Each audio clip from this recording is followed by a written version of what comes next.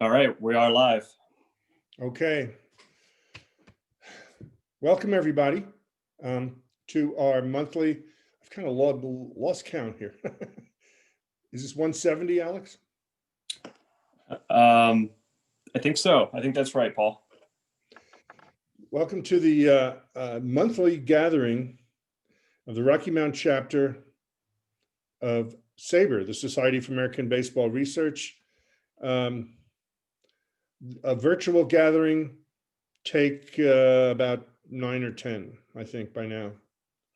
So we are going to endeavor to have a discussion about our Hall of Fame voting. But first, I'd like to take care of a few household matters as concerns the chapter. Of course, as we all know, we are still in the very middle of a pandemic, and we do not, in terms of what the future will hold in terms of future in-person gatherings, we, like everybody else, we do not know when that will happen.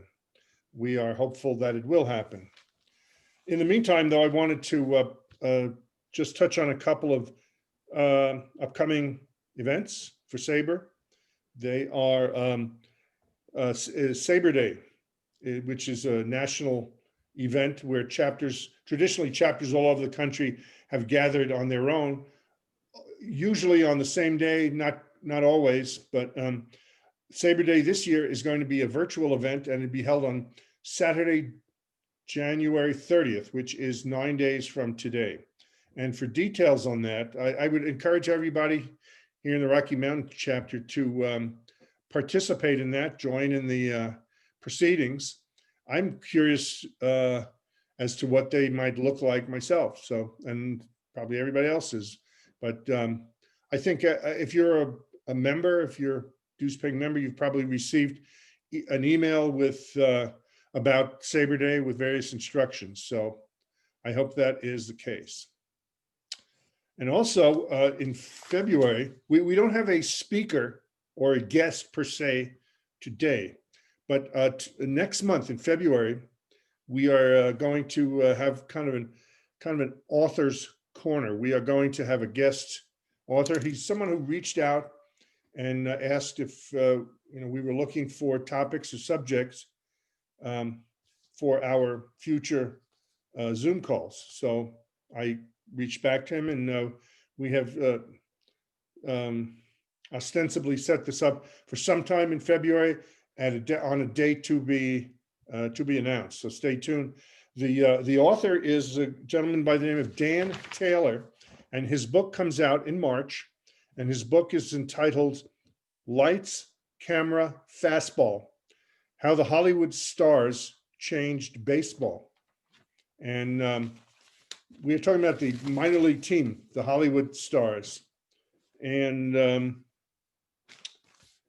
just a little bit about Mr. Taylor. He told me that he was a television sportscaster in Fresno, California for 30 years, and he's been part of the television broadcast crew of the Fresno Grillies of the Pacific Coast League. And he said this is his fourth book. His most recent was Fate's Takeout Slide. And before that, the autobiography of the legendary scout George Genovese. It was titled A Scout's Report. So that's one of our, that's our guest for February. So we will look forward to that, and stay tuned for details on that. And now a little closer to home, just a few tidbits. I'm sure many of you are gather your news, your baseball news from various news organizations in various ways and sources. But I'm an old man, so I do it the old-fashioned way. I'm old school, and I read the Denver Post, which it's made out of paper. See, look at that. It's a renewable resource, by the way, just pointing that out. But in today's Denver Post, a couple of things about some old friends of the Rockies. I don't know if you've seen this. Wade Davis. Anybody remember Wade Davis? Show of hands. Wade Davis. All right. He's returning to the Kansas City Royals on a minor league contract. Oh, how the mighty have fallen. Wade Davis returning to Kansas City Royals, and he's getting, if he makes the major league roster and he's on the major league roster, he'll get 1.25 million. And when he's in the minors, he'll get a measly 200 grand, which, is to most of us is just lunch money. And the other item here is another former Rocky signed by the Toronto Blue Jays. And that is Tyler Chatwood.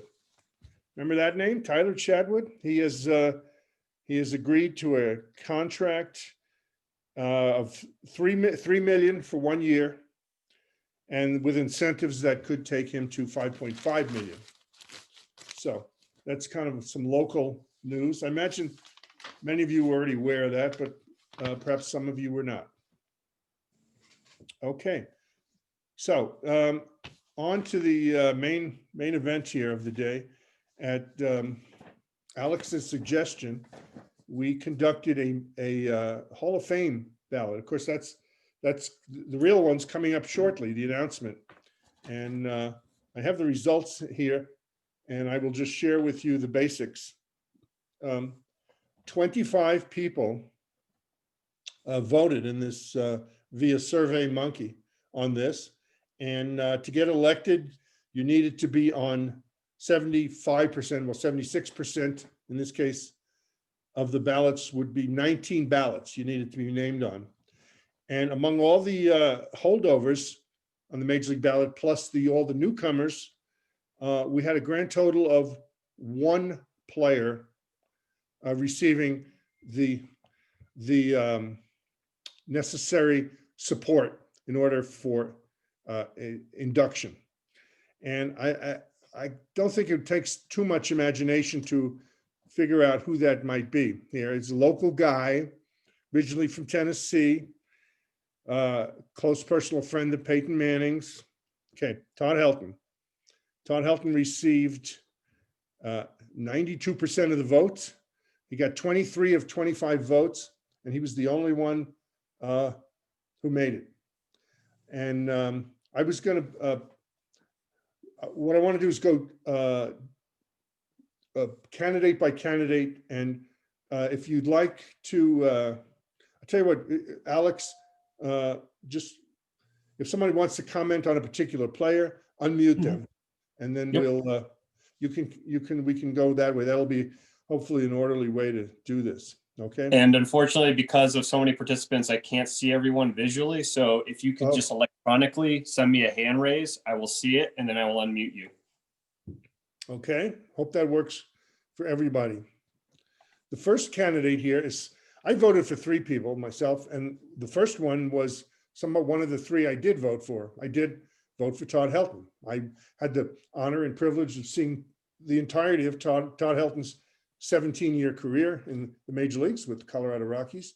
And to me, it's pretty much a no-brainer, as apparently many agreed. The first name on here is Curt Schilling.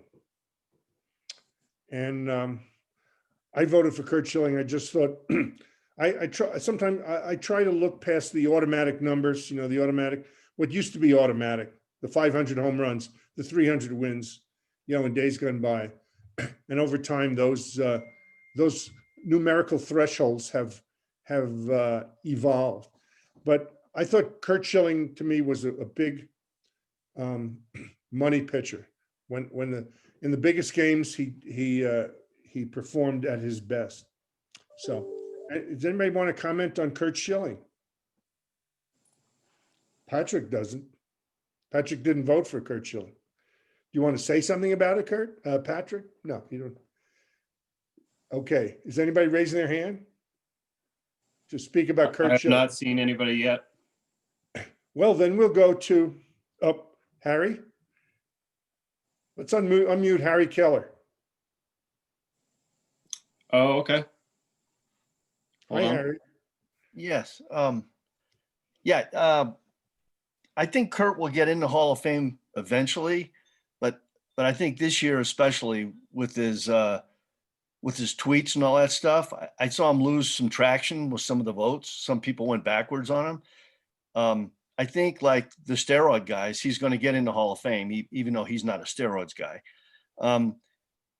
He'll get in the Hall of Fame, but this year I think I did not vote for him, and the reason was I didn't want to give him a platform for political spewing of whatever. I mean, and I think there were a fair amount of voters who felt the same way. So, but I think he'll eventually get in, but not this year. Okay.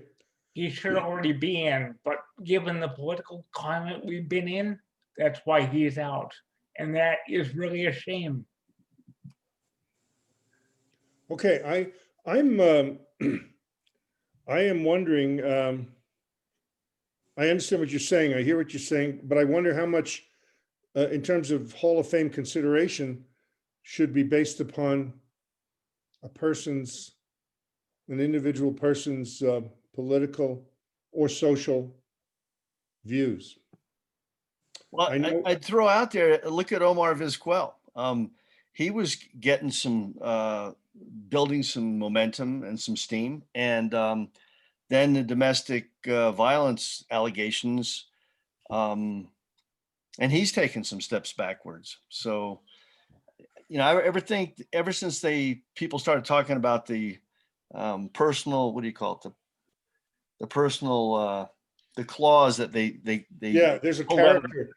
the character clause In the instructions for the voters, yeah. right. So they pulled that out on McGuire, and ever since then they've trotted it out. Whereas in previous years, there's some folks in the hall that have not led pristine lives, and but starting with the steroid stuff, it started to come out, and now you're seeing it with Vizquel too, with the domestic violence allegations. He's taken a step backwards as well. Okay, is there anybody else? Nathaniel Sunshine had a question about what percentage Kurt Schilling got for votes. Yeah, I'm sorry. I will, as I announce each one, I'll make that out. Kurt Schilling received in our poll, received 9 ballots. So that's 36%. Okay. Anybody, any other comments on Schilling? Do we have any other comments, Alex? Okay. I'm not seeing any. Not seeing any. The second candidate on our ballot belongs to a group of candidates that I lovingly call drug cheats. So, you know who I didn't vote for. Okay. So the second one on the ballot was Roger Clemens, who received 10 votes or 40% of the vote. Anybody care to comment on Rocket Roger?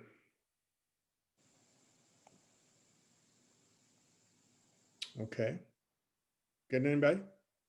No. Oh, we got Patrick. Patrick.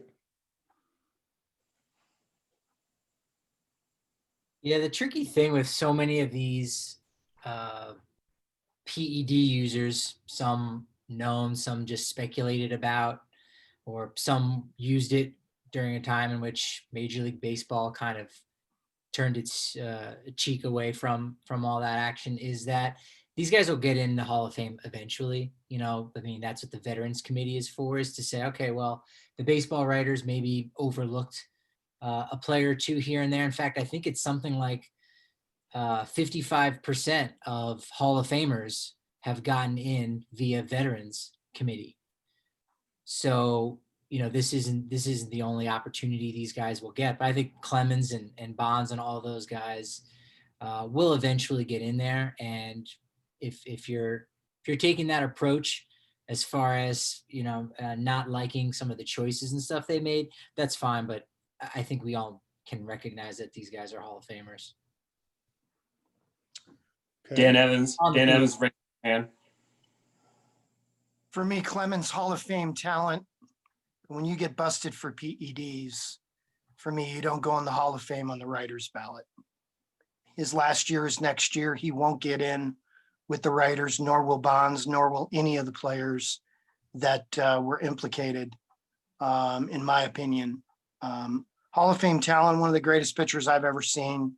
But for me, the character clause has to be invoked when it comes to PED use.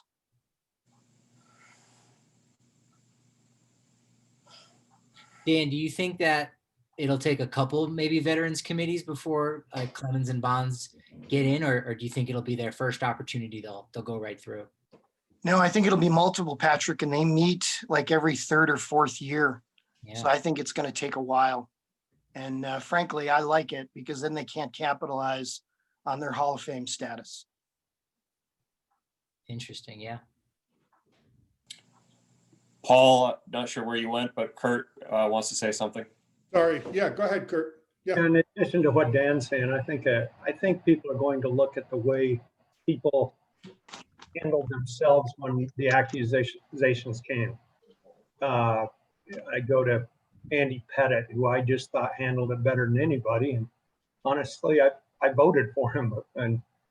But Clemens, I did not like the way he handled it at all. He continually denied it despite some really obvious evidence in my mind. So I think that's going to hurt Clemens in voters' minds because the way he handled it, he just didn't live up to it. Thank you, Kurt. Greg, Paul, Greg raised his hand. Okay.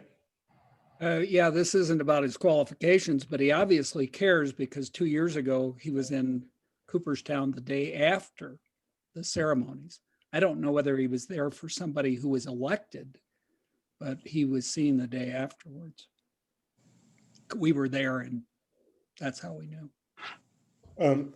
If I may interject a little bit here, Dan mentioned that Dan Evans mentioned that the writers don't like defiance, but it's in the context, for the purposes of this conversation, we're not so interested in what the writers think or say. We're interested in what you have to say about it, what you think about these individuals and their candidacy. So, anybody else have any other comments on Clemens? Douglas Dinsmore does. Douglas. Okay. Yes. So I grew up here, but I lived in Boston from 82 to 03. And so I got to see all of Clemens' Red Sox years, and 86 was just amazing. That was his rookie year, and, an amazing talent and certainly Hall of Fame talent. That's the issue with all of these guys, really, that we're talking about now, is that they would have been Hall of Famers without it. And that's the sad thing. I mean, to me, it's cheating, whether it was overlooked or brushed aside, and people say, well, everybody did it. And I can't remember what the exact figure was, but I think it was from, the senator who did the report. George Mitchell. Yes. I was Mitchell. in the report. It's Mitchell. Yeah, I know. I can't remember if the number was 5% or 10% or somewhere in between. But when they said everybody was doing it, the estimate really was quite low. And so these guys didn't need to do it, and we wouldn't be having this conversation now if they did. And I think their numbers would be almost as significant. Okay. And don't get everybody, me don't started forget, on- it wasn't just hitters. There were Oh, a yeah. lot of starting pitchers and a lot of relievers using. Sure. And don't get me started on Pete Rose. No, he's not a subject of this particular ballot. Right. But Dan, were you banned too, Dan, or because of the Mitchell? No, but I was subpoenaed and had to testify and had to give two lengthy depositions. No kidding. Well, okay. Anybody else have anything on Roger Clemens? Okay, we're gonna move on to the next one, who and his name has already come up prominently. The guy who who was, to me, the most amazing thing about him was he was once walked intentionally with the bases loaded. We know who that is, and who flirted with on base percentage in over 500.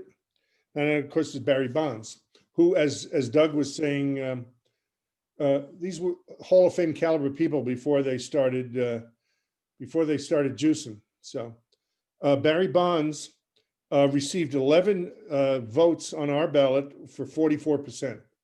So anybody have anything to say about Barry Bonds as a candidate?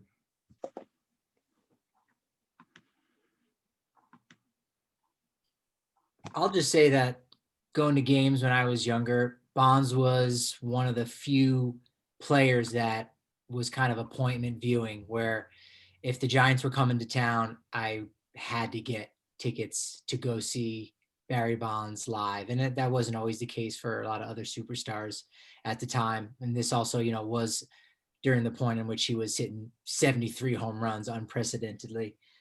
But just an exciting player that every single at bat you definitely had to watch, even later in his career. Alex, Emil? No one's raised their hand. Okay. And of course, the conversations regarding Clemens and Bonds tend to be very similar conversations for similar reasons. The next person on our... Sorry, Dan just raised his hand. My apologies. Yes. Is that okay? I just think that Bonds, I'm sorry.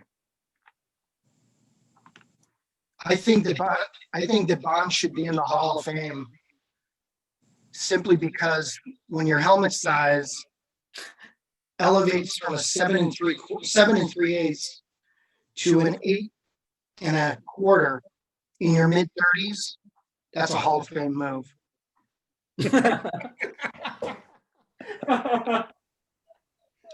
Well, Dan, thank you for being gracious enough to not mention the back acne or the movement of testicles. So thank you for that, Dan. You're more gracious than I am, obviously. Okay. All right. Okay, is that it for Mr. Bonds? The next candidates on our list received only 4 votes for 16%, and that would be somebody who was known for corking a bat or two in his day, Sammy Sosa. So let's open the floor to comments about and thoughts about Sammy Sosa.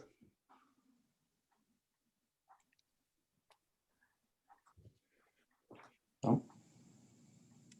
Of course, he also falls into a similar category of Ryan Schiller raised his hand. who did? Ryan. Okay, Ryan.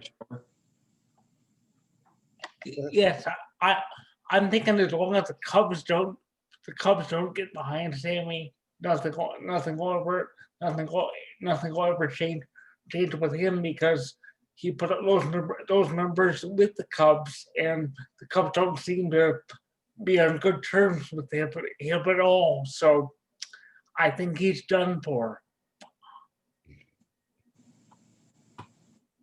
Okay. By the way, all the people we've talked about so far were they're all in their 9th year of eligibility, so they have 1 more year to go if they don't make it this year. Anything else on Sosa? Greg has a Mr. question or wishes to say something. Well, yeah, I mean, I'll just say something about Sosa, given that I saw so many of his games and was a Cubs fan. He certainly had his following, but there was something about me that never connected with Sosa. He wasn't a hero to me, and this was before the drugs. But I do think he gets fewer votes than maybe he should. I mean, there are other guys who juice there. They get a lot more votes, and Sosa's accomplishments are a lot greater than some of those people too. As for Ryan's comment, yeah, he isn't on good terms with the Cubs, but I'm not so sure it's just because of the fact that he juiced. They've had some issues. He felt disrespected by them, and he's not in a good place mentally. I don't know whether you guys know, he's had sort of this failed attempt to become a lighter skinned black man. So anyway, that's all. Okay. Anything else on Sosa? Oh, okay. Now, the next candidate is on his 8th year on the ballot. He received actually 10 votes and to get him 40%, and that would be Jeff Kent. Now, as far as I am aware, and I may be mistaken, but I don't think Jeff Kent has ever been implicated with any drug situations. So Jeff Kent, in his eighth year of eligibility. Kurt would like to say something. All right. Jeff Kent was probably my toughest decision, and I think a lot of people didn't like him personally a lot and hold that against him. I didn't vote for him, but he's the all-time leader in home runs for a second baseman with 377. And that alone, to me, kind of said, that's Hall of Fame numbers. But I don't know, there were other things that I feel like the numbers just kept pointing to maybe him being there, but I just didn't feel like he was a Hall of Famer when he played for some reason. And I can't pinpoint it, but I think a lot of people are that way as I watch MLB. People aren't voting for him, but the numbers kind of say he probably should be there, particularly just because he played second base. I'll add something that I actually agree with Kurt about the home runs and second baseman. For me, that flipped me to vote for him because I feel like that's a huge number and that should not go unnoticed. I agree that other than that, probably not Hall of Fame worthy, but the numbers were steady and very, very high for a second baseman as far as from an offensive production. So that did it for me. He had 8 years of 100+ RBIs, which is exactly really impressive for a second baseman as well. Wow. So Dan Evans wishes to say something. Paul? I think Jeff Kent was a one-dimensional player, and I think that's why a lot of people don't vote for him. He was a butcher at second base. He was awful. And I think the other reason is when compared to his peers in the Hall of Fame at second base, according to Jaws, he's 21st. And for me, Jaws is a really great benchmark for the Hall of Fame. I think it's a spectacular thing that Jay Jaffe came up with. And I just don't see Kent as an elite Hall of Fame player. I see him as a Hall of Very Good guy. And I think the other thing is, people like Chase Utley were better than Kent. And I think that's a position that's held by a lot of people. And I think he also benefited from the guy hitting in front of him for a long time. If you look at his RBI opportunities, which for me is something really helpful in Baseball Prospectus's website, his Hall of Fame opportunities were certainly not elite. He had the most opportunities in the National League almost every year. So his numbers can be very deceptive. When you get 400 RBI opportunities in a season or more, and you're only getting 100, you're not as great as your numbers indicate you are.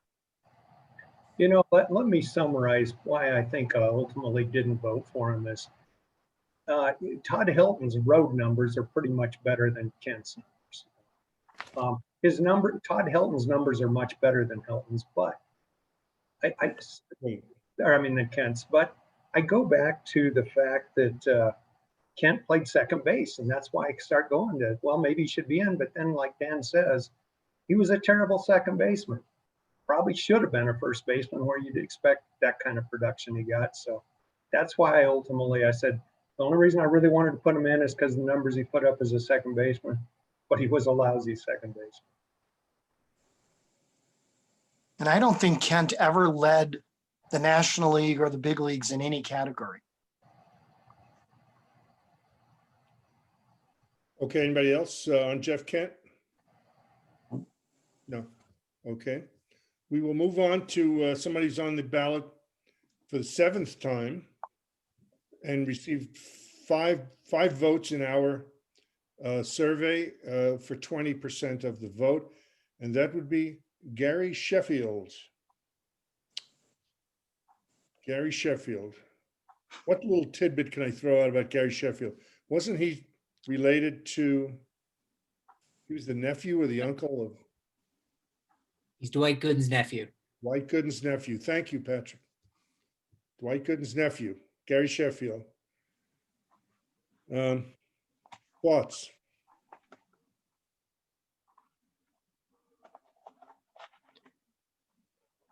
Okay. Nobody? We good? Okay, we'll move right along to the next candidate who's on the ballot for the 6th time and received 12 votes for 48%. And that was the great left-handed relief pitcher, Billy Wagner. And who has any thoughts on Billy Wagner? Looks like I'm still unmuted if I could open up with Wagner. I definitely voted for Wagner. Yeah. And one thing about Wagner, or one thing about this year's ballot is it's unusual in that there's not one player on the whole ballot that's a sure Hall of Famer, that you know is getting in. But Wagner was one of my easiest choices. In 16 years in his career, he only one time had an ERA over 2.85. That's an amazing stat. He was so dominating when he played. His career whip was under 1. And as I was telling Dan the other day, he kind of was a pioneer in the fact that before he came along, relievers just didn't make the All-Star team. And he made it 7 times. And then it kind of became, after Wagner, everybody, as they started putting a lot more relievers in. But a 7-time All-Star as a reliever back then, he was one of the elite players in the game. To me, his career was a Hall of Fame career. He went out at 39, but he had possibly the best season of his career when he was 39 and could have put up a lot bigger numbers, but got out to be with his family. And I think he could have put up a lot more good numbers if he'd wanted to, but no doubter in my mind. Okay, so in his 6th year of eligibility, he's at 48%. So, and the way this thing moves, Pete, over time you can move up. No better 2 examples than Goose Gossage and Larry Walker. I remember Goose Gossage being asked why he, about his increased support from one year to the next on the Hall of Fame ballot. And to paraphrase Goose, he said, "Well, I must had a good year." So, that's a problem. I'm not comfortable with the fact that the body of work is the body of work. And how does that change? I think to me, it's the writers giving themselves power they do not and should not have. That, oh, this guy is a Hall of Famer, but not a first ballot Hall of Famer. Well, there's technically no such thing as any kind of differentiation like that. So, does Billy Wagner, given the system and how it works, does he eventually get there to 75%? I don't know. Yes, he does. Yes, he does. Okay. Billy Wagner suffers from having Mariano Rivera and Trevor Hoffman in his career. And as a result, everybody looks at the top of the peak, but this guy was darn good. And his longevity, he was elite from age 25 to age 38. That's pretty darn, or 37. That's pretty darn good. And I think the game rewards consistent, sustained excellence. And I think that's what this guy was. It's interesting you mentioned that because there's a guy in the Hall of Fame who just passed away who was not, he was consistent over a long period of time. And that would be Don Sutton, just passed away. And I think he had 324 wins, but it took him a long time to get into the Hall because it wasn't, 1 or 2, it wasn't a Koufax-like brilliance over, a shorter period of time. It was just long, excellence over a long, long period of time. But because of that, it didn't dazzle the writers and the voters. So it took Mr. Sutton a long time to get in. All right, we're done with Billy Wagner.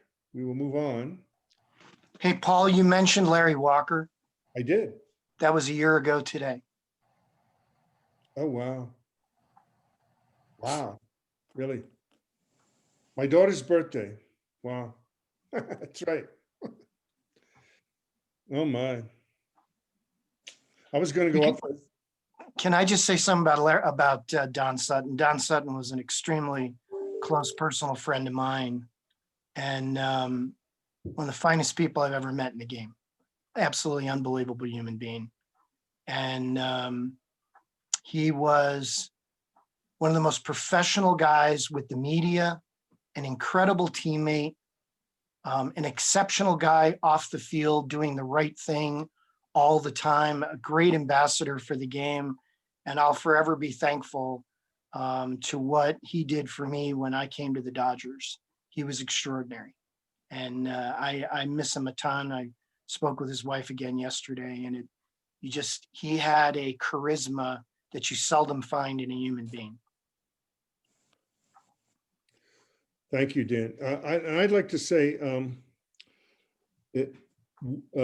we are grateful to have a person with Dan Evans's background in our chapter and contributing such extraordinary insight into the game and the people who have worked in the game and played the game. And on behalf of the whole Rocky Mountain chapter, thank you for sharing your thoughts, Dan, not on just this call, but over time. We are fortunate and grateful for Mr. Evans. Thank you, Paul. I agree with that 100%. Okay, we're going to move on to the next name, and that is someone who is on the 5th year of eligibility, got 9 votes, and for 36%, and that is Manny Ramirez. Manny being Manny. Remember Manny? Remember the expression Manny being Manny? So, well, any thoughts out there on Manny Ramirez? Be nice to kind of involve some more folks who have. One thing I want to add about everyone that was mentioned so far today is that they will all eventually get into the Hall of Fame. So I look at stuff like this, really frequently. And if you go back and you look at starting with the 1990 ballot, there's only, I think, 2 guys that actually got voted in by the BBWAA. But since then, with veterans committees, 9 guys from 1990, the 1990 ballot, are in the Hall of Fame right now. If you go back another decade, in 1980, 12 of those guys on that ballot are in the Hall of Fame. 1970, 15 guys. In 1960, 40 guys that were on the ballot are now in the Hall of Fame. And in 1950, 48 members that were on the ballot that year are now in the Hall of Fame. So, Dan, you made a really great point about, like, you know what? Hey, there is a difference, especially to the players and those on the inside of the game. Like, getting voted in by the Writers Association means a lot. To fans, not quite as much, I think, in a sense, but to the players, it means a lot, and I think that's important. But ultimately, I think at the end of the day, at some point in most of our lifetimes, these guys will probably get in, and they're Hall of Famers. Do they deserve to be Hall of Famers according to the BBWAA is obviously a different conversation. I think Ramirez will fail to get in because of multiple positive PED tests. Because the Veterans Committee really plays hardball with guys who were suspended. Manny could be one of those guys where it won't be until after he's gone where, bygones become bygones and he eventually gets in. But you're right. I very well could see him never getting through with the Veterans Committee.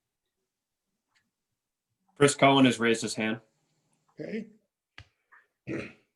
So I do believe that Manny Ramirez's time in Major League Baseball is up, but with him attempting a comeback currently in the Australian Baseball League, is it possible that if he puts up good numbers once he starts to play later this season, if he does, that all helps his Hall of Fame case? even if it's not fully in Major League Baseball? I wouldn't think so. Dan?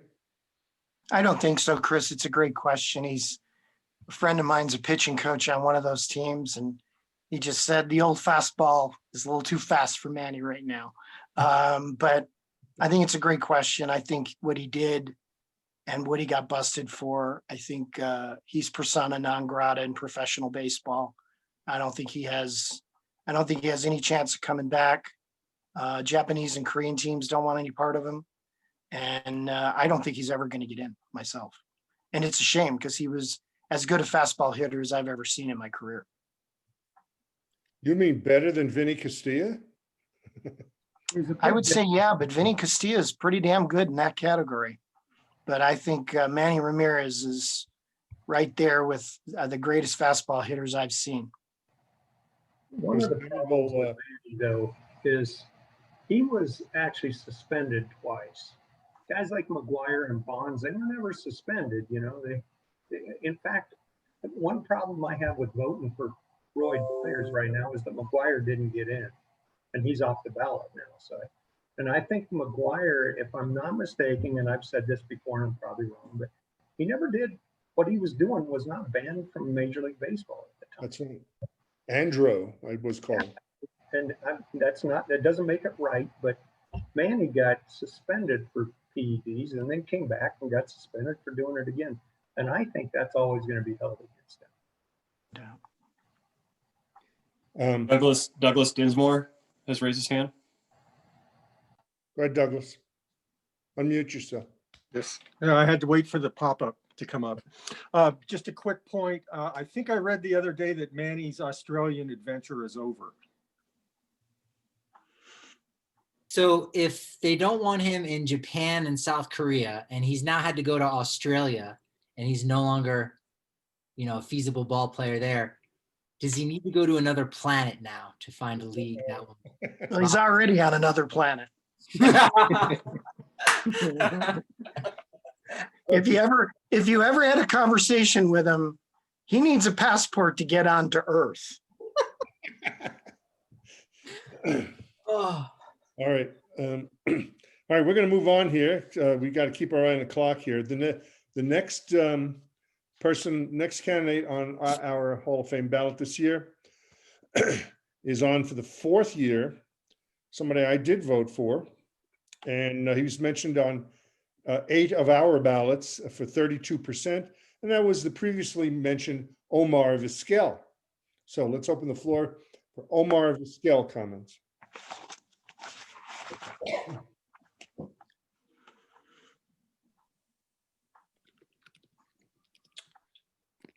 Or not. He's a yes for me, Paul. I saw him throughout his entire career. In fact, his first, I think 17 or 18 years I was in the same league. So I got to see him play at least 19 times a year in person. He's the best defensive shortstop I've ever seen. I saw Ozzie, but I saw Ozzie towards the end of his career. But Vizquel with 11 gloves, for me, is a lot like Louis Aparicio, just an elite defender. For me, the longevity of playing until you're 45 years old, playing shortstop is an amazing accomplishment. And I saw him when he was a 20-year-old in A-ball, and he couldn't hit at all. I mean, he was awful. And he got to the point where he's one of the tougher outs in the league. Not a power guy, but a real consistently solid number 2 hitter and a great lineup. For me, he's a definite. And I know his numbers, like many of the defensive guys, his numbers pale in comparison to some guys. But for me, he's just such a great defender that he had to go in for me. Yeah, I would agree. I mean, just having seen him play and the opportunities I did get to see him play, he was everything about his game to me, especially as you mentioned, the defensive part of it was just easily Hall of Fame caliber. Best shortstop defensively I've ever seen as well. So, and it's interesting if you put Aparicio, Smith, and Vizquel together. If you look at their triple slashes, Vizquel's better in all 3 cases. So he certainly belongs in the conversation. Okay, anybody else on Vizquel? I hate to keep dominating, but I do have a couple of stats I want to share on him. Dan and I had this conversation this week, and I said he was an easy no for me. And I prefaced that by saying I had dinner one night with some of the Rockies players, and his name came up. The players held him in the highest esteem. They raved about the guy as a defensive player. But 24 years in the league for a punch and judy hitter, he only once hit over 300 in 24 years. You got to have a better batting average if you aren't hitting home runs regularly. And secondly, he only once finished in the top 20 of MVP voting. I mean, to me, he just wasn't that kind of a player that is a Hall of Fame player.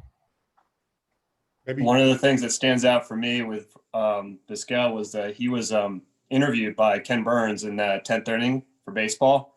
And he would talk about the stories of coming up, being the young kid from, Latin America. I apologize. I don't know specific what country he's from, but Venezuela, I think, right? Sorry. Venezuela. Thank you. And he said, they had visions of, as kids going to like New York City, Los Angeles, all the great major cities playing baseball. And he said, the next thing you know, he would blink and he's stepping off a bus in Casper, Wyoming, and Great Falls, Montana. Mm-hmm. And he would just say about how, wow, I guess this is the part of America they don't teach you about in the Latin American countries. So just very intellectually great man, I thought, to realize that. And he said he realized he needed to be careful, and he stayed true to his own personal growth to make it.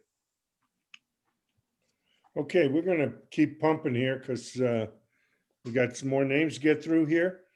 Next name is in his fourth year on the ballot, received 10 votes for 40%, and that was Scott Rowland. Scott Rowland. I was never terribly, in terms of Hall of Fame considerations, I never saw Scott Rowland in that radar at all, but anybody else? I voted for him. He's one of the best two-way players of his generation. 8-time Gold Glover, got a lot of MVP votes, a lot of all-star teams. He's a plus 122 OPS guy. So this guy was a damn good player. I had a chance to trade one of the best players in baseball for him straight up. And it's one of the most agonizing deals I ever had. I said no, but I made the right decision because it was Beltray. But I think this guy is clearly, for me, one of the best defenders at his position. And if you compare him in Jaws with third baseman in history, he's 10th all time. That fits for me. That's why I voted for him. Hey, Dan, how many people did you vote for? 3. 3. Oh, okay. Any further comments on Scott Rowland? Okay, we'll move on to. Oh, I'm sorry. Sorry, we have 2. I'm Chris Cohen and Chris Moyer. So let me start with first Chris Cohen. We haven't heard from the estimable Mr. Moyer yet. Chris? So Scott Rowland, my professor and I last year talked about Walker actually got into a big debate about it. And he pointed out to me that Scott Rowland is pretty much very similar to Larry Walker in terms of his career numbers. So while last year I wasn't fully in support of Rowland, I was on the fence about him. This year I'm fully in support of him because of the precedent that Walker sent, which I'm really happy about with Walker getting in, obviously. But with Walker in, I feel because of those numbers and the similarity of that Rowland therefore now has to be in as well. Now Chris Moyer. Well, I was just thinking, the way he was consistent over his years in Philadelphia. I thought he was a very solid player, and I thought he was deemed worthy enough for the Hall of Fame. With ways consistently was going through years offensively and defensively there for the Phillies. Dad concurs. Dad concurs. Okay, we will move on to now Andrew Jones, who is also in his 4th year on the ballot, received 7 of our votes for 28%. Andrew Jones, comments?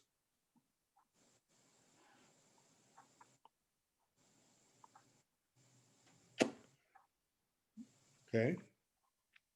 Alex? I'll talk about Jones. Jones is the best center fielder I've ever seen, but he fell off the face of the earth offensively from age 30 forward. I mean, it was a stunning decline. Had he continued to play anywhere near the same, he's a yes for me. But his numbers were just a cluster of like 9 seasons. And I know there's players who did that. Koufax is a great example. But for me, Jones's finish is the problem I have. To me, he's Dale Murphy-ish. Dan, when you say the best center fielder you've ever seen, can we assume that you never saw Willie Mays play? I saw Willie Mays when I was about 10 years old. So I don't think Willie Mays would want me. I know Willie very well. And as I've told him, he's the best player I never saw. Okay. Because since I'm so many years your senior, and I did have a chance to see Willie Mays play many, many times. To me, Willie is, by the way, now that I know you're another dear friend of yours, Miss Tommy Lasorda, just passed. That made Willie Mays the oldest living Hall of Famer. I believe he's about to turn 90 in March, Willie. So, and the book by John Shea is unbelievable about Mays. Absolutely unbelievable. Dave Berry. Got to unmute you. Hold on, Dave. Sorry, I didn't see him. He didn't raise his hand. Can we hear Dave now? I asked him to unmute. There you go. Got unmute. I got you. Dan, this question is for you. Paul just mentioned Tommy Lasorda. Obviously, he was there when you were president of the Dodgers. Can you share a little bit of what his impact was on you with the Dodgers? Just for the record, Dan was the general manager of the Dodgers, not the general president. manager. Yeah, I wouldn't have wanted the president's job. No, thank you. Tommy Lasorda is one of the most, I would say, full of life people I've ever been around. Going out to lunch or dinner with him in Los Angeles was like going out with the Beatles or Elvis. And he was so talented at letting you pick up the check too. But Tommy was 2 doors down from me for 4 years. And to be able to walk down the hall and get a feel from him about what he was seeing about a player and opinions, wasn't a very good scout. He's the guy who traded Pedro Martinez. And there's a couple other stories, but Tommy's feel for the game was extraordinary. And it was great to have a guy who managed 20 years in the big leagues, literally right down the hall from me all the time. There was absolutely no gray area for Tommy, which was great. But Tommy was one hell of a good man. I'll tell everybody a really quick story that I think will tell you a lot about Lasorda. My first year with the Dodgers, we come back to Chicago for the first time while I'm the general manager, and a bunch of my friends were throwing a surprise party for me up in Evanston, Illinois. And somehow they got to Lasorda.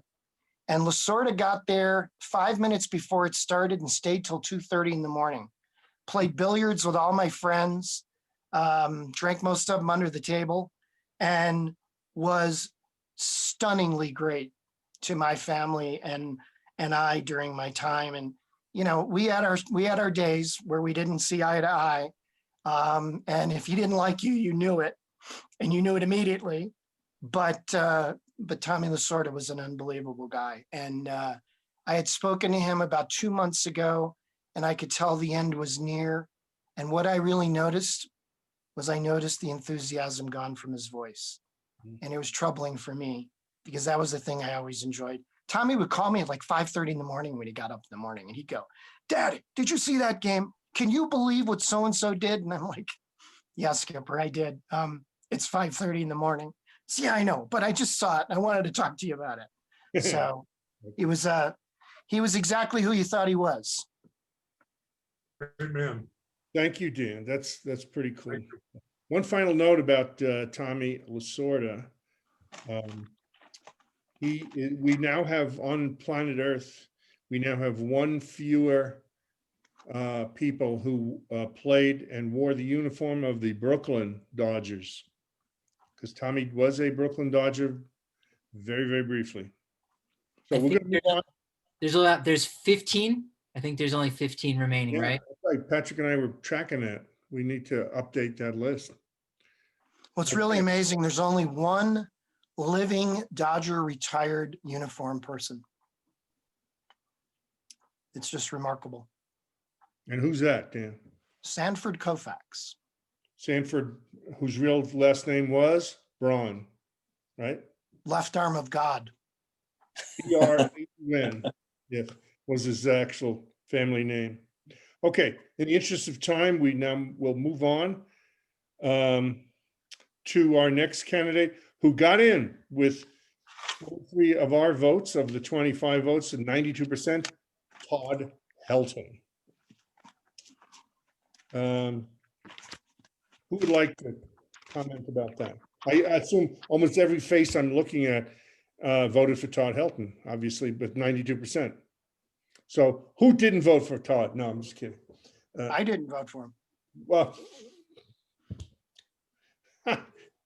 okay. Yeah, as a matter of fact, Dan and I had a very strong disagreement about Todd Helton and his Gold Gloves and Albert Pujols, but we won't go into that here in the interest of time. But anybody else beside us about Todd Helton? Yeah, the biggest part of Todd Helton's narrative is, of course, he played at Coors Field and that pads his stats. But if you actually look at his road numbers, they were just as good as anybody else from that time. And again, all other players can include Coors Field in their road numbers. But if you go and look at the 14 years that he was kind of, in his prime from 98 to, I think, 2011, 2012, he's at the top of those lists for, road batting average, road on base percentage. And that kind of just nullifies any of the conversation as far as his qualifications to be in the Hall of Fame. And later today, Drew Kreisman and I, who's also in here with us, we're going to be discussing that on our DNVR Rockies podcast, which you can see on Facebook at about 4:05. We're celebrating Todd Helton and going through his whole resume. And Alex, if you would be so kind as to inform Mr. Helton of his virtual election to our virtual Hall of Virtual Fame here. I will do my best, Paul. Unfortunately, I do not have any direct means of communication with Mr. Todd Helton, so I doubt he would. Go ahead. Alex, that's all we ask. Do your best. All right. Okay. We have an opportunity here as a chapter, and I didn't vote for him. And I'm saying this in the greater good of the chapter. I think we have an opportunity to pump up his candidacy for the next 4 or 5 years and aid his candidacy, much like we did for Larry Walker. And just because I didn't vote for him doesn't mean I wouldn't support our chapter doing that. But I think we got a lot of traction last year talking to a lot of people. The thing I heard from a lot of voters this year was, how do you explain the pre-Humidor days? So I think if we can take some of the, I would say, gray area in Helton's candidacy as a chapter, next October, we might be able to have an impact in the Hall voting once again. Well, if you see all the publicly made votes that's already come in, he's one of the highest increases for this year. I don't know if he is the highest, but he is one of them. Well, he had a very good year this year. Ryan Schroer has his hand up, Paul. Ryan. Okay, Ryan. I just don't see him being a Hall of Famer because I think the Coors effect really is going to penalize him just like it penalized Walker for so many years. Okay. Well, we now have identified the 2 people who didn't vote for Todd. I didn't take part in the poll, but like Dan, I wouldn't have voted for him either. Okay. All right. Well, of course, Todd's, been well documented. We all, have strong opinions about our local guy here. The next name on the list is a guy in his, by the way, Helton is in his now 3rd year of eligibility, as is the next person, Andy Pettit, who received 10 votes for 40% of our ballot. And I would like to just mention Andy Pettit, to me, has a special place in the bad guy Hall of Fame, because he was suspended too for what is it? Human growth hormone, HGH. And okay, he made a mistake. All the previously mentioned people, Clemens and Bonds and Sosa and on about doing illegal substances. But Andy Pettit had an explanation that really, rubbed me the wrong way. And he said he took HGH because he was trying to recover from an injury, illegal substance. So I felt like saying, so Andy, so the rules, HGH is a banned substance, but you were trying to recover from an injury. So the rules don't apply to you, or how does that work? They apply to everybody else, but not you, because you were trying to recover from an injury. So that's my Andy Pettit beef. Anybody else?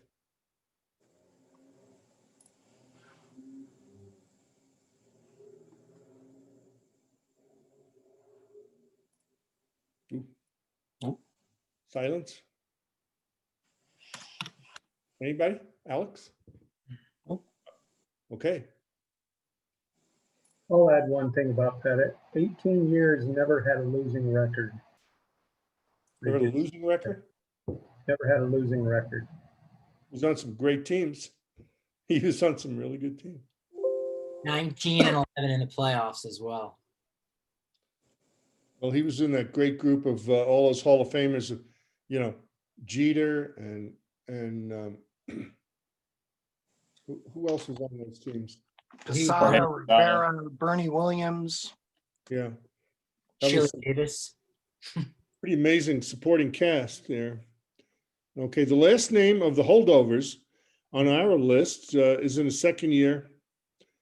On the list, he received 2 votes for 8%, and that would be Bobby Abreu. Bobby Abreu. Anybody have any thoughts about Mr. Abreu? I'll just say Bobby Abreu's numbers are a lot better than you remember them to be. He might not, he might be off the ballot after this year, potentially, because he only got 5.5% last year, but he'll get in eventually. The sabermetric community will support him wholeheartedly once you start digging in. Well, Alex, I guess Bobby Abreu is going to have to be left off our ballot, right, in the future. Whatever comes out as the official ballot for BVWA is what we do. Yep. Okay. All right, that takes care of where are we on time? Okay. You got to 1:30, right, Alex? Yeah, okay. We're at 1:09 here. We got a bunch of newcomers who received some light support, shall we say. The newcomer who received the most support was Tori Hunter, who got 3 votes for 12%. Tori Hunter. Any thoughts on Mr. Hunter?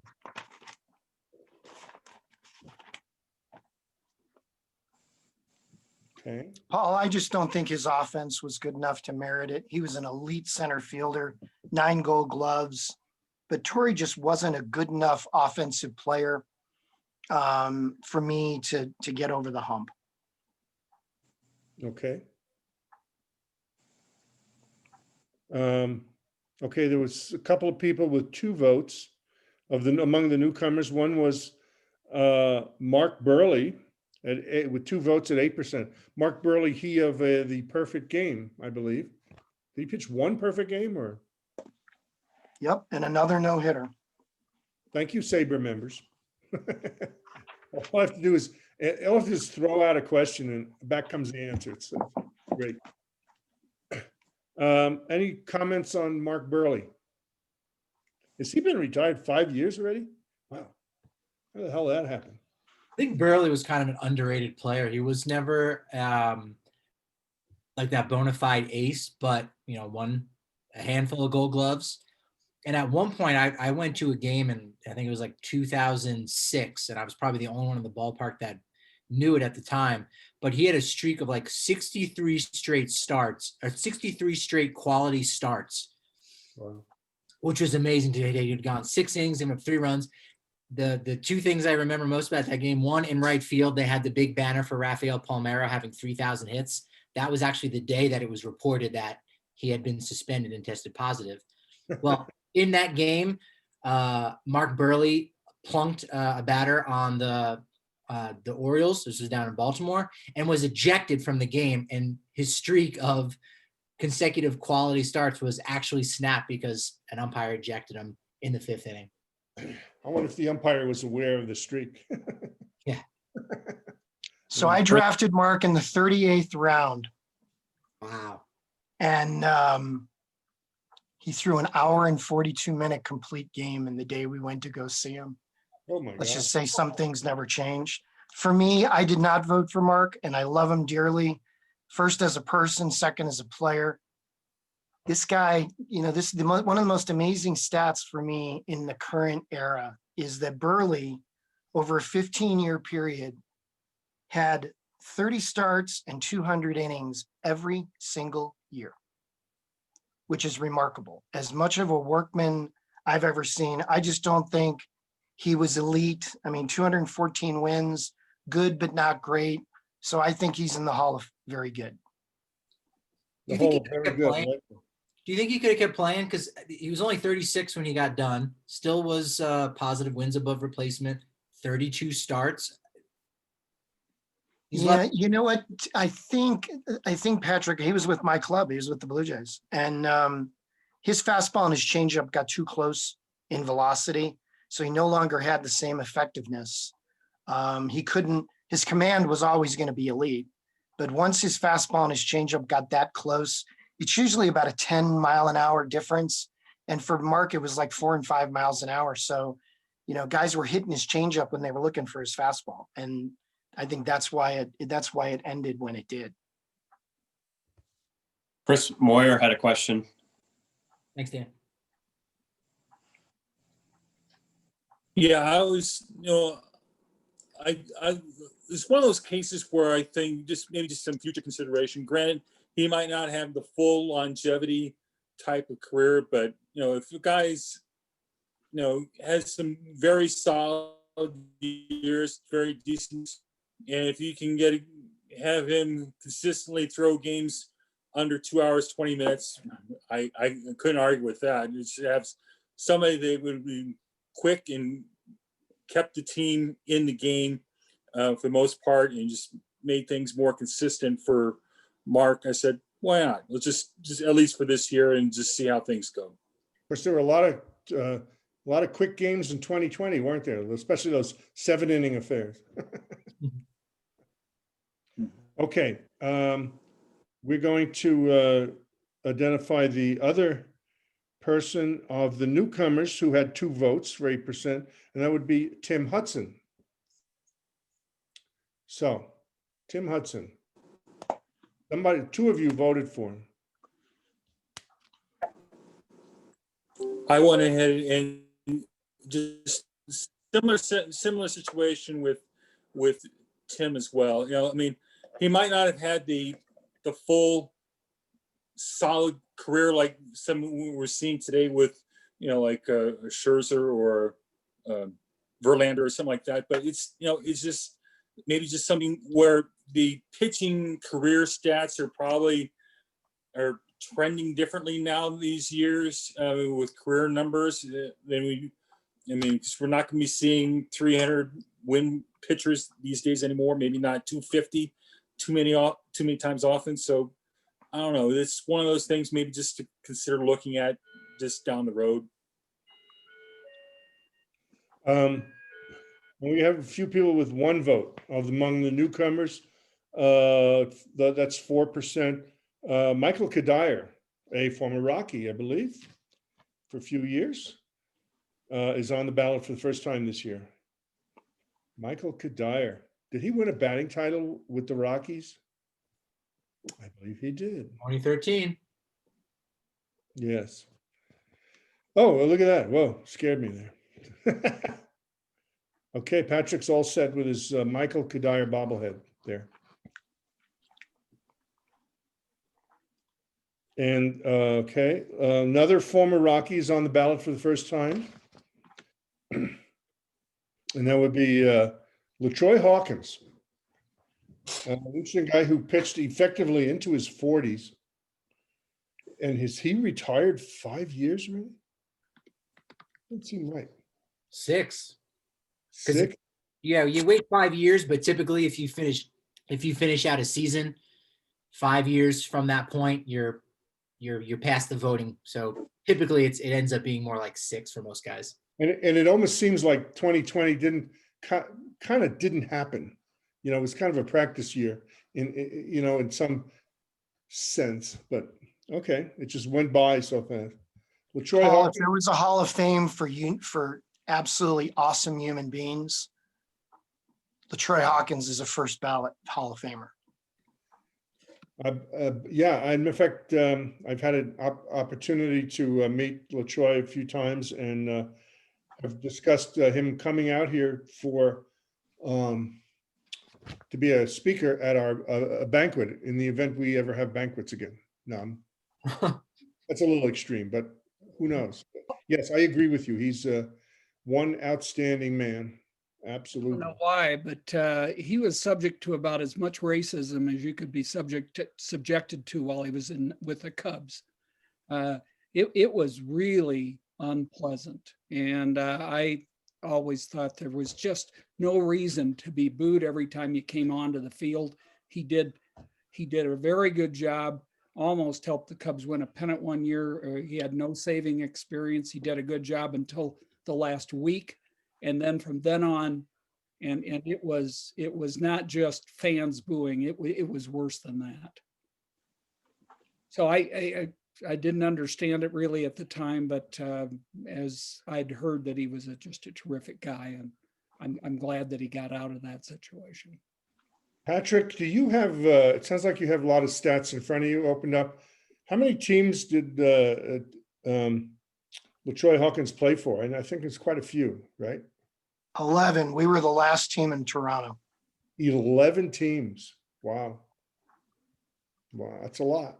Not He quite doubled the up. He doubled up. He did come back to Colorado too. So. Yeah. But you know, Paul, when you play for 11 teams, that says a lot about you being a good human being. Or a bad thing. No, I think it's a good thing because we network like crazy as a baseball operations fraternity. And if a guy lands 11 times, that tells me that you're a good human being because somebody's bolstering your candidacy. And then another person who received one vote among the newcomers, Nick Swisher. Nick Swisher. Quick little fun fact about LaTroy Hawkins, sorry to go back, but only 16 players have ever made 1,000 appearances as a pitcher, and LaTroy Hawkins is 10th on that list. Wow. He's, yes. Nick Swisher was featured somewhat prominently in the Michael Lewis bestseller Moneyball. His father was being Steve Swisher. He was seemed like a very likable guy and very personable guy. I'm actually surprised he doesn't do more with MLB on the TV side. Seems like an interesting character. And there was one other person that received a vote among the newcomers. I'd like to know who cast this vote, but it was, and appreciate it. It was for yours truly. And Paul Parker is on here. And who's going to fess up to I can you vote for yourself? no? And It was a write-in. It was a write-in. When Alex told me about this, I said, boy, who could that be? And we had some possibilities, some candidates, but we don't, all we know is it was participant number 5. That's all we know. Whoever you are, thanks. But I've only been retired 3 years, so I'm not eligible. And Paul, maybe, and maybe you just want to, because just to make a Hall of Fame ballot, just to be put on that list is so prestigious. Greg, you were about to say that? Yeah, like that's so huge. So if you could just run down the list of guys who they didn't get a vote from us, but they at least are on the ballot, and BBWAA is at least considering those guys. Since you asked, here are the people who I outpolled, who got no newcomers, who got no votes. AJ Burnett, Dan Harron, Aramis Ramirez, Shane Victorino, Barry Zito. So I don't know what to say. I'm humbled. Well, Dan, one name that pops out to me, when he was good, he was very, very good, and that was AJ Burnett. Jeez. At his best, he was super. Now we have we have a few minutes left before Alex, our controller, has to depart. But there's one thing. So we're kind of done with the discussion of our mock Hall of Fame ballots. Thank you all for participating. And we can just open it up to anybody who wants to say anything. But this one is kind of directed at Patrick Lyons, because he brought up, because he brought up the idea of, he just used the expression quality start. And I always was never quite comfortable with the idea of 6 innings and 3 runs, 3 earned runs or better being a quality start. I always thought, I mean, it's almost like Dan's differentiation between Hall of Fame and very good, and I always thought a quality start should be 7 innings and 2 earned runs or less, 7 and 2 rather than 6 and 3, because you can get 6 innings and,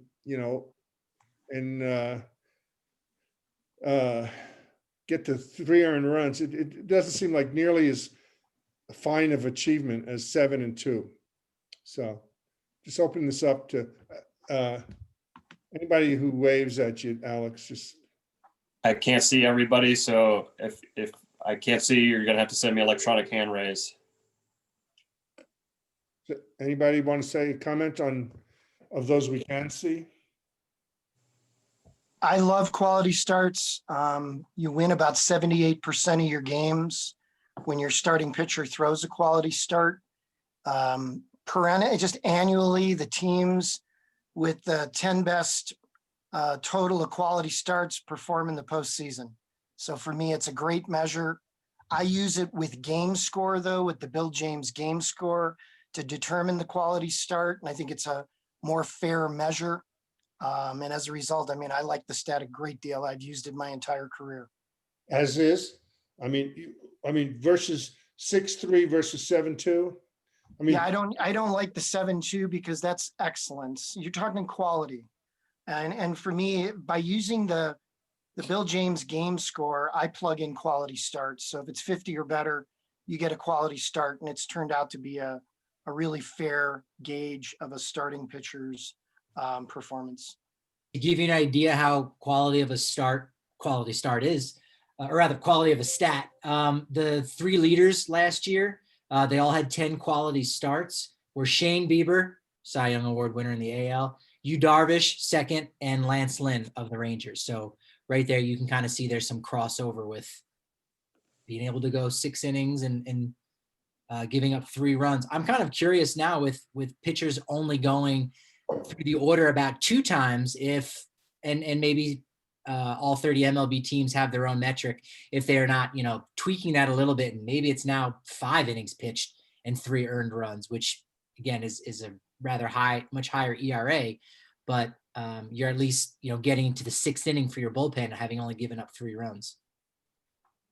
That doesn't sound like quality to me. I mean, Alex, Herb's shaking his head. there are some hands up. No, I know. First is John Paul. John Paul, unmute yourself. There you go. Yeah, I began to think about what Patrick brought up about, the players that made it in, from the 60s, 70s, and all the different eras leading up to now.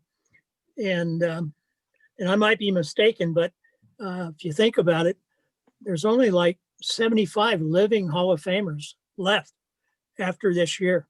That's right. So I often think, boy, how many players were skipped, right, wrong, or indifferent? How many didn't make it, to the Hall of Fame that very well could have or should have? 75 living is, in my opinion, damn few. And now Shannon Blair. Shannon Blair, okay. Yeah. Unmute, Shannon. Okay, Hi, Blair. can you hear me now? Yeah. Yep. Well, I just want to say, hey, Happy New Year to everybody, and God bless USA, first of all. America. Okay. But I'm curious, does Herb Shankman, hey buddy, have any thoughts on any of the pitchers from the Hall of Fame ballot? I'm asking Herb to unmute so he can give the answer. Cool. Herbie Shankman, can you unmute yourself? No, we got to unmute. We can't hear you. I'm asking him to. He's getting there. While we wait for Herb, one thing Chris Moyer said that was interesting about pitchers getting to that 300 win mark. Right now, there are only 2 active pitchers who have even 200 wins.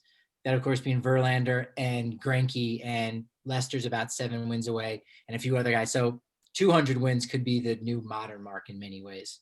I think John Lester's somewhere in that group. 193. Hey, Herb, you're unmuted now? Yeah, or Herb Shankman. I'm here. Go ahead, Herb. Okay. I can't really comment because there's such a difference now with statistics for pitchers than what it used to be. And all the talk about quality starts. I disagree with all of that. A quality start is a complete game. That's what a starter is supposed to do. Today, everything has changed. And to figure 5 innings or 6 innings is a quality start, I just can't believe that. Sorry. I'm an old man, so maybe I'm still thinking the old game. But if they're going to start making comparisons, they ought to draw a year end where the old statistics mattered, and then a new era of different statistics. Hard to compare. Okay. Well, thank you, Herb. One thing I'd like to say about what John Paul mentioned about there only being 75 living Hall of Famers. I think in the last 12 months, we lost an unusually high number of Hall of Famers who passed away. I mean, lots of them. Bob Gibson and Tom Seaver, and on and on. It seemed like it was an unusually high number. Plus, the Hall of Fame ultimately, and maybe this will be a good wrap up here. I know Alex is getting ready to go here. In the end, whether we're actual voters and baseball writers, or we are members of a SABR chapter and we're voting in a mock election, I think ultimately the selections are made based on what each of us individually conceive of as what a Hall of Famer is and or should be. You know, some of us have more elevated ideas and views of what the Hall of Fame is and what it means than other folks, you know. I think that's on a spectrum, but in the end, it's of course the way the system has always worked and is now. It's always going to be up to the voting members in the BBWAA. Did I say that right? Yeah. So, well, we lost, I think this coming in from Patrick, we lost 7 Hall of Famers in 2020. And if you add, I gotta go. I'm sorry. I gotta cut this off. all right, everybody, thank you so very much. Hey, And, everybody, the SABR Analytics Conference deadline is the 31st for $75 virtual attendance. So keep that in mind, March 11th to the 14th. Okay. Happy New Year. Thanks, Dan. Thank Take you, care, folks. everybody. Take care, everybody. Take care. Bye-bye.